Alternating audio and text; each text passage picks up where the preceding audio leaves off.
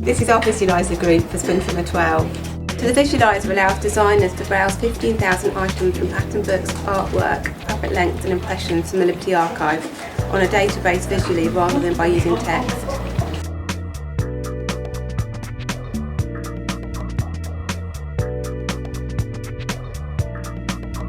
The next group is based on the Liberty Archive. We invited collaborators from the collection to come in and visit the archive and choose designs that they would like to see represented on Liberty print. We worked with high-profile fashion designers, for example, Zandra Rhodes, who chose this print here and added her signature squiggle to the back of a well-known Liberty print. Michael Howes, who is a production designer, has worked on films such as Nanny McPhee, Emma. This design here was chosen by Martin Miller, who is an antiques guru who wrote Miller's Antique Guides. And this design was inspired by the Liberty Archive, but also pieces from his hotels, which he sent images of and we incorporated into the design.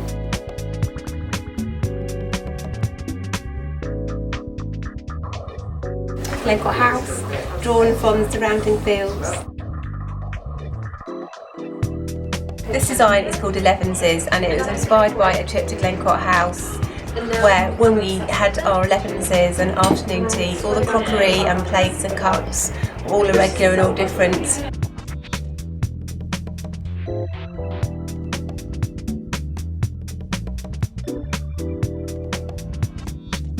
This group was inspired by a visit to the Whitworth Gallery in Manchester under the wonderful guidance of their curator there, Frances Pritchard. Eternal Flame was inspired by the woodblock prints by Brown and Larcher in the Whitworth Art Gallery, and if you look closely you can see a little Olympic flame.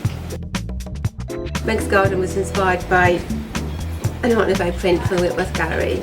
If you look closely you can see the 5 Olympic rings here and a laurel leaf to represent the Olympic Games.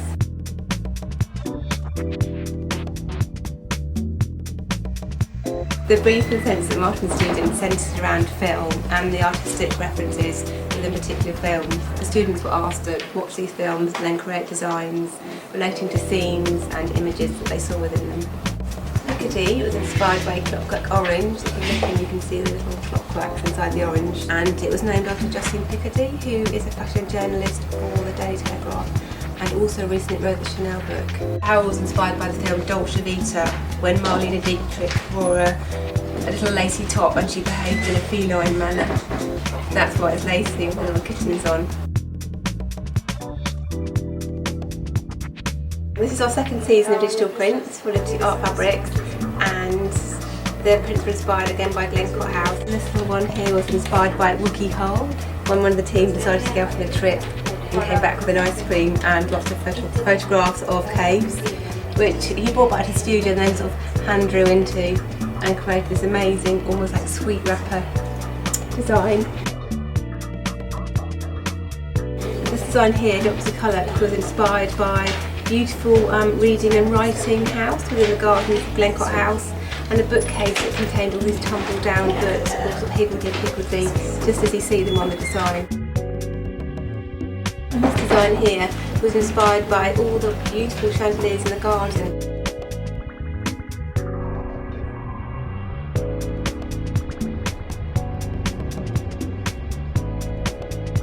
The spots on this design were inspired by a portrait of a lady painted in 1465, and as you can see they beautifully represent the spots on the backdrop of this dress.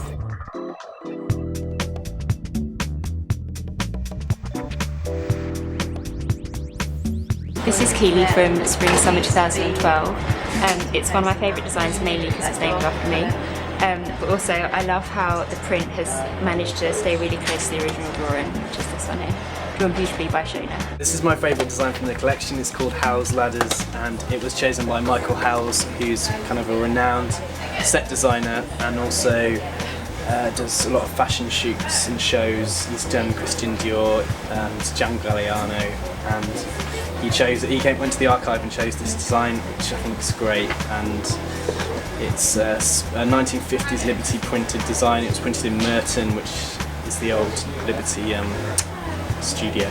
This is my favourite print from the collection. It's called Glencot House, and it's from a painting I drew when we were at Glencot House and I was sitting in the sun, doing a lovely landscape. This is my favourite design. It's called Widow's Waltz. It's inspired by a trip to Glencot House.